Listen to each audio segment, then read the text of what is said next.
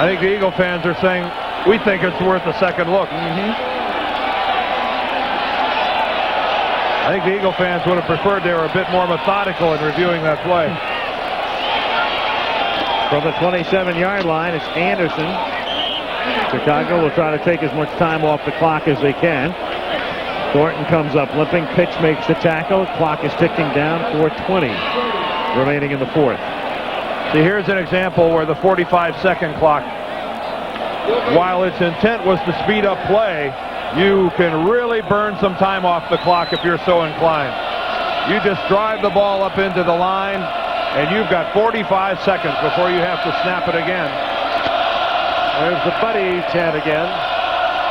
Buddy Ryan. And after the game, Buddy will say, oh, I didn't hear it. 2nd and 10 from the 27-yard line. Tomczak dumps it off, and the juggling catch is made by Suey. And not only does he make the catch, but he stays in bounds as well to keep the clock running. And timeout is taken by Philadelphia.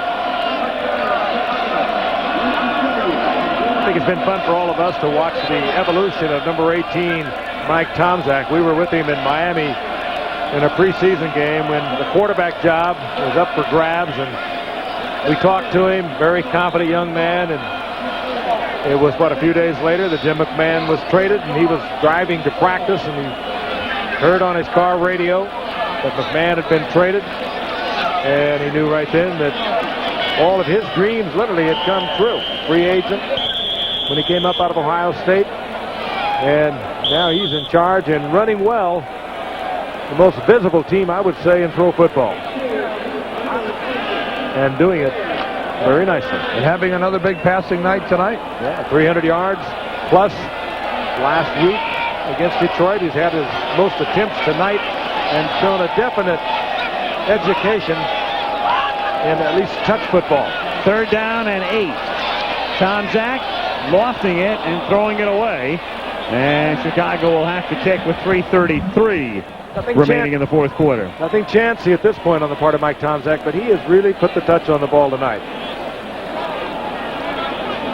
You know, the significance of what he did last week, throwing for over 300 yards. Well, since the rules have been liberalized in the secondary, 300-yard passing games aren't really all that noteworthy in the NFL.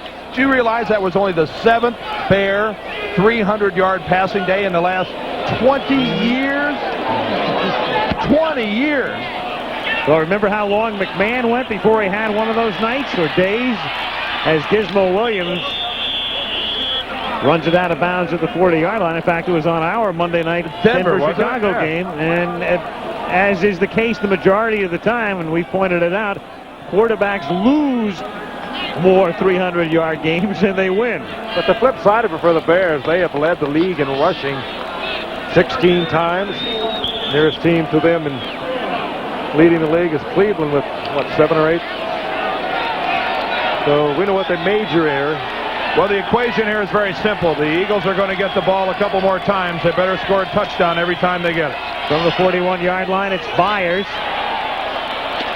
Across the 50, has the first down, fumbles the football. Sean Gale recovers, and Chicago has it again. And the Eagles have simply self-destructed tonight. And that pretty well finishes off a very forgettable evening for Keith Byers. You know, I don't know whether Perry got the fumble or not, but if they worried about him being in condition, he made the pass rush, and then he was in on that tackle deep downfield. Now, you watch Perry come into the camera shot.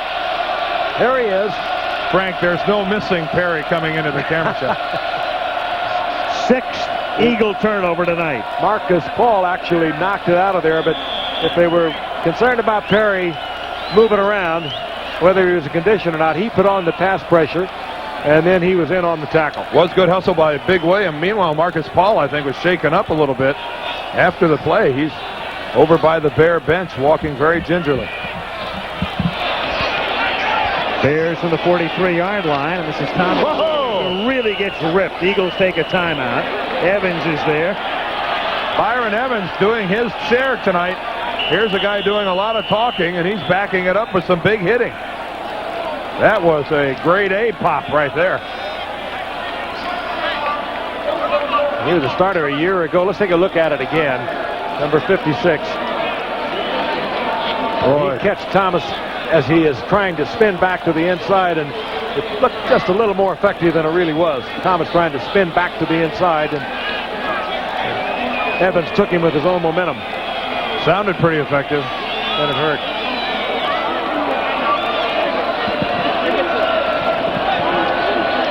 With a look at Chicago, Soldier Field in the foreground, the spectacular skyline. You could be seeing a lot of it out. Well, World Series will begin on 14th of October here on ABC. It will begin in either Toronto or Oakland, and the National League City, either Chicago or San Francisco, hosts the middle 3 games. If it is here, Al, yes, sir, you could get some chilly evenings here in Chicago at Wrigley Field. Then again, you could have Indian summer in the middle of October. Of course, it's always balmy and warm at Candlestick. Yeah, right. You want to stay away from weather in cities, Dan. 2nd and 9.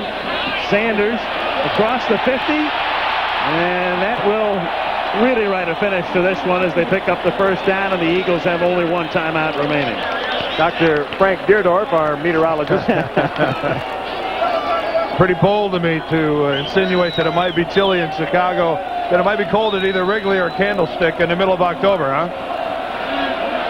But meanwhile, Frank, we'll be in Buffalo while Al's doing the World Series. You could be close by in Toronto. That's true. We don't have to worry about snow up there. Close the roof.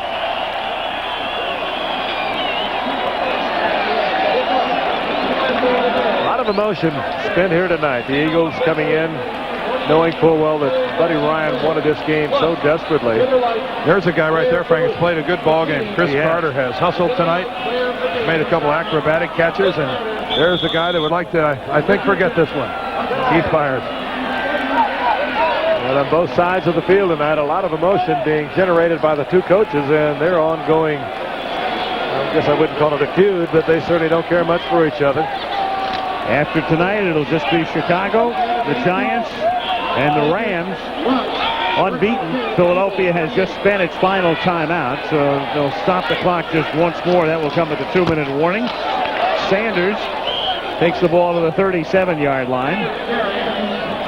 All 3 of the undefeated teams being in the National Conference, and this really helps things out in the NFC East.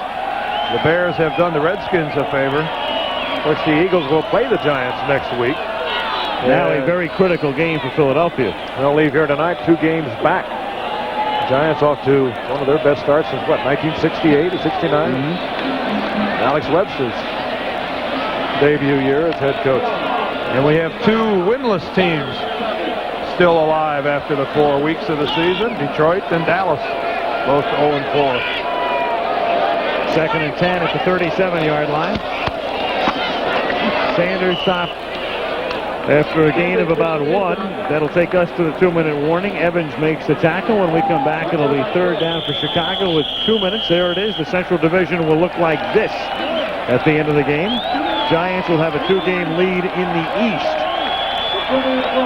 over Philadelphia, Phoenix, and Washington. 2 minutes to go in Chicago, and the Bears up by 2 touchdowns. Do Dallas and Detroit play each other this year? Not on Monday night. Good. Top 27-13 with 2 minutes remaining in the game, and the Eagles out of timeouts at Soldier Field. It's 3rd down and 9. Chicago at the 37-yard line. By the way, Dallas and Detroit don't play each other irregardless of appearing on Monday Night Football, which we'd be pleased to have them if they were scheduled. Try to arrange it. Here's Sanders. He is stopped at the 36-yard line. And we can tell you the executive producer of Monday Night Football, Jeffrey Mason. Tonight's game produced by Ken Wolf, directed by Craig Janoff. Our technical director, Joe Chavo. Associate director, Ben Harvey. Jeff Kibler, Rick Abbott. The assistants to the producer, Coach Coltrane, Tony Versley, Ed McKenna. Our operations manager, Jim Licata. Our telecommunications manager. Director of Information, Steve Hurt. George Hill handling our statistics upstairs.